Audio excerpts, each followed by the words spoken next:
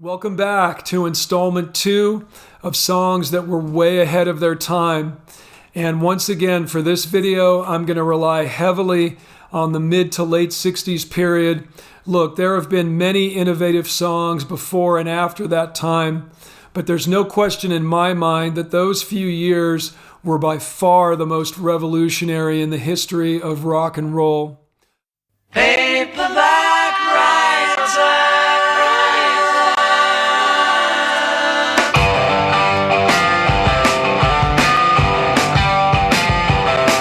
Paperback Writer was released in May of 1966 as the A-side of a single, which also included the incredible track Rain as the B-side, another song that was well ahead of its time. I've discussed that one in another one of my videos, although for the life of me I can't remember which one. But regarding Paperback Writer, the invention and originality can be heard right from the get-go in those amazing a cappella vocal harmonies. There are 4 of them all together. Paul sings the main part, Paperback Writer. Then we have a high part. I believe that's Paul as well. He usually does the high parts. And it's also a great example of that oblique harmony that the Beatles like to use so much. Remember, that's when one voice is bouncing around to different pitches and another remains constant. It's a great effect. Paperback! Then you've got a really fascinating part that bounces around all over the place. It starts off tracking the high part we just heard, then dips low, then jumps way up into a high falsetto, almost Frankie Valli style. Paperback, paperback, writer, writer. And what about that guitar riff? It's loud and heavy. It predates heavy metal by about 3 years, but I love the raspy tone on the guitar. It's a G Mixolydian thing. In fact, the whole song is in G Mixolydian.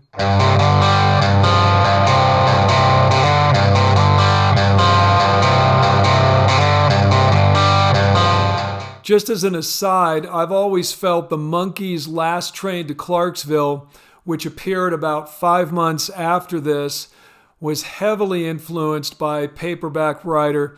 Think about it. You've got the rockin' little guitar riff. You've got the vocal harmonies. The song is also in G Mixolydian with a vocal melody that is very reminiscent of Paperback Writer. Both melodies rely heavily on the 5th, 6th, and flat 7th tones of the G Mixolydian scale. Compare the Beatles. It took me years to write, will you take a look? To take the last train to Clarksville. Same 3 notes. That move from the 6th up to the flatted 7th has a real cool urgency to it. But we have to talk about Paul's bass as well. John Lennon had been complaining to Beatles engineer Geoff Emerick that the bass sounds the Beatles were getting were not up to what he was hearing on, say, Wilson Pickett records. So they decided on a couple of things. Paul started playing a Rickenbacker bass with a pick, and then according to Emerick, to further boost the sound, he came up with the novel idea of using a loudspeaker as a microphone. The speaker was placed directly in front of the bass cabinet, and the vibrating diaphragm of the second speaker produced the electric current. Finally, we should talk about the lyrics, which McCartney wrote in response to his Aunt Lil, who had asked him why all the Beatles songs were about love. So Paul went completely out of the ordinary and came up with the novel idea of writing a song about an aspiring novelist trying to get his book published. I think it's really clever how the lyrics are in the form of a letter to the publisher. Dear sir or madam, will you read my book? It took me years to write.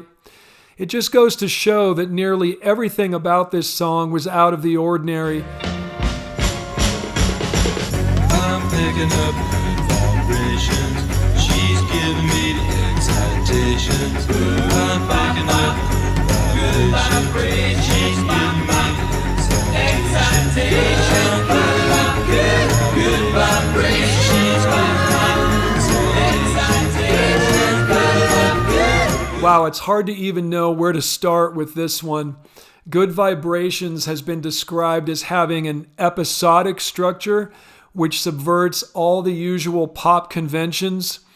Beach Boys publicist Derek Taylor described it as a pocket symphony with dramatic changes in key, texture, instrumentation, and mood. It actually starts out fairly normal. We get a verse-chorus structure. The verse features little stabbing chords on the Hammond B3 organ, played in quarter notes, and underneath that, a nice little syncopated bass line. I love the colorful clothes she wears, and the way the sunlight plays upon her hair. The progression itself is E flat minor, D flat major, C flat major, B flat major. It's what we sometimes call an Andalusian cadence. It sounds very Spanish/flamenco. As we've seen, the verse ends on B flat.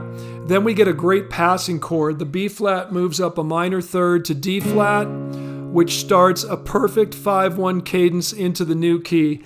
D flat to G flat is 5/1 in the key of G flat. I'm picking up, right? Then we got our chorus. Each time they repeat the chorus, it moves up a whole step. A flat, then B flat, and that's just beautiful. We're right back where we started, and that B flat leads us perfectly back into E minor for another verse. And that's when things start to get wacky. Following the verse and chorus, we have 4 more segments to the song, which music theorist Daniel Harrison called episodic digressions. We get the first episodic digression, the second, the retro refrain, and finally the coda. It all sounds so fancy, doesn't it? Okay, so we're going to hear the first episode here in a moment, and we've got some harmonic ambiguity. Before, as we saw, the B flat resolved to E flat minor, but now we're hanging on the B flat, so we're not sure if we're still in E flat minor or maybe this is the new key. Total mood shift, very dreamy quality here. Okay, finally we moved to the E flat minor, and I love that line. I don't know where, but she takes me there. Here are the sleigh bells. Wilson loves those. Episode 2. Now, most writers would have picked up the pace here, not Brian. He brings things down even more. Single vocal there.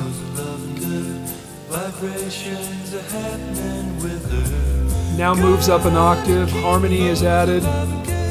We have an organ playing sustained chords. Just a shaking maraca for the percussion. Here comes a harmonica. Now in a moment we're going to hear the most amazing chord created by 5 voices.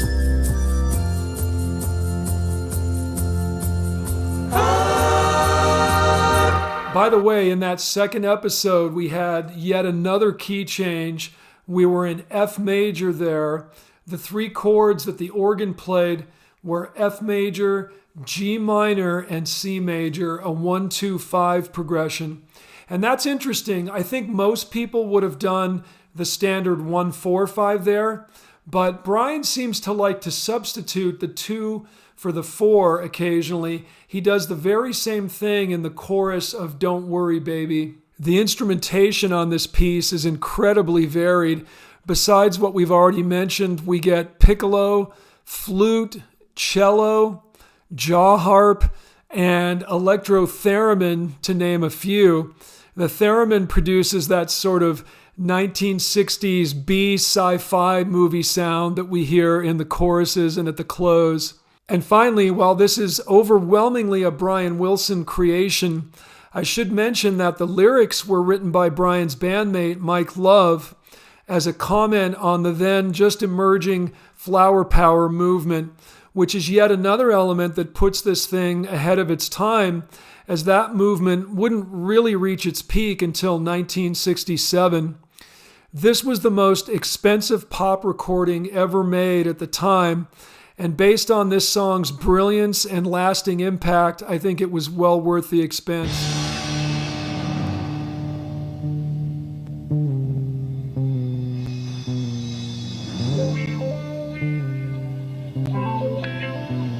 You thought the leaden winter would bring you down forever, but you rode upon a steamer to the violence of the sun. Tales of Brave Ulysses was first released in May of 1967 as the B-side of Cream's Strange Brew single, and also appeared on the group's classic Disraeli Gears album a few months later. This track was ahead of its time for two main reasons.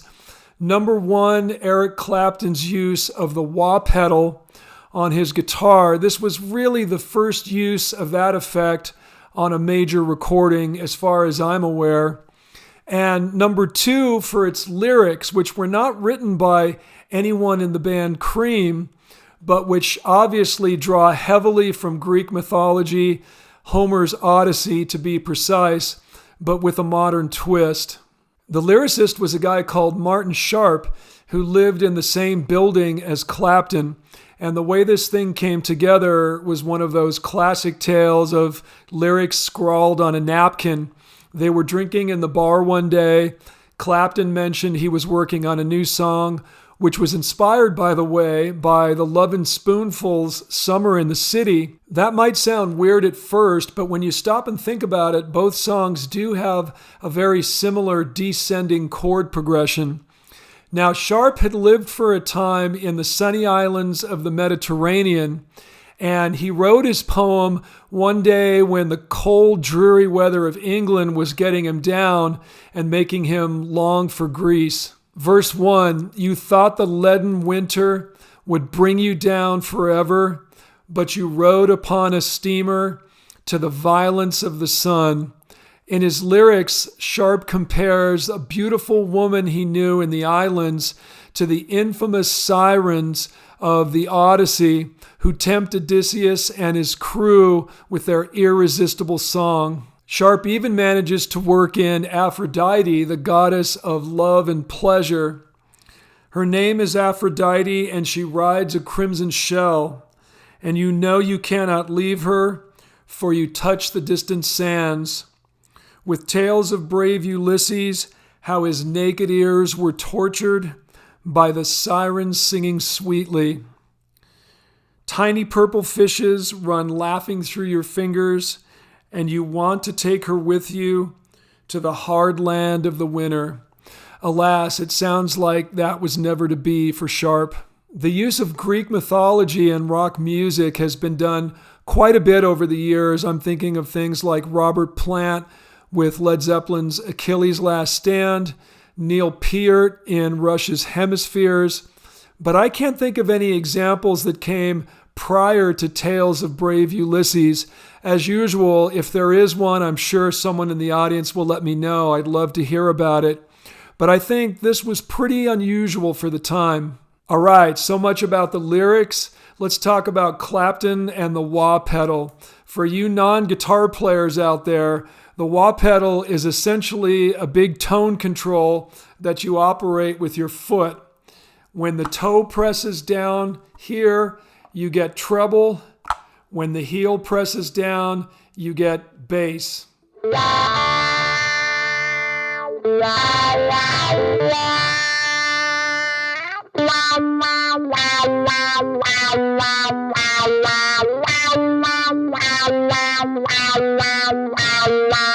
Clapton first acquired his wah pedal pretty much by accident.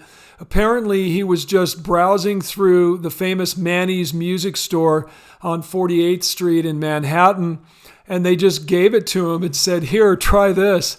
Damn, it must be great to be a guy like Clapton and have people just throwing all the latest cool gear at you. Clapton ends the tune with a brief guitar solo. It's really just a flurry of fairly pedestrian D minor pentatonic runs, not one of his better solos in my opinion, but with the wailing wah pedal effect, Minds were blown.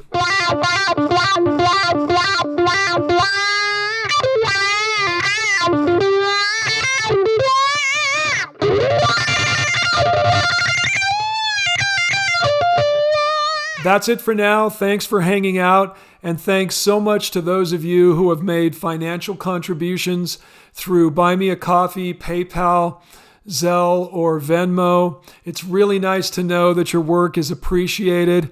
Also, just keep watching the videos, leaving comments. That's really important, and we'll see you on the next one. Thanks.